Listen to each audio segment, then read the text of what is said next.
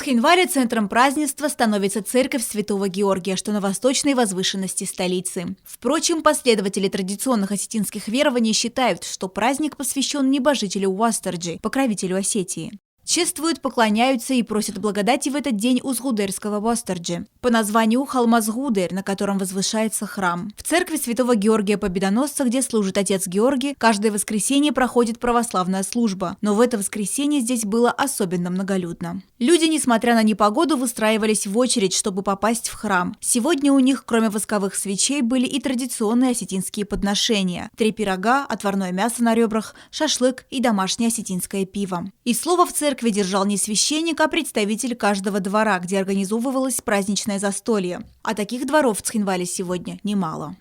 Жители отдельных дворов приобретают теленка или барашка, выпекают пироги, готовят закуски и устраиваются за пиршественными столами, чтобы вознести молитвы святому покровителю и попросить благословения как для каждого жителя в отдельности, так и для всей республики в целом. Но прежде необходимо подняться в церковь и спросить благодати для всех участников празднества. Это древний праздник. Раньше его отмечали исключительно жители левобережной части города Цхинвал. Обычно праздник делился на 2 части. В первое воскресенье люди собирались в церкви. Это было общее застолье. А в следующее воскресенье каждая семья праздновала дома. В старину к этому дню приурочивались ярмарки. А в наше время традицию отмечать этот праздник переняли жители всего города.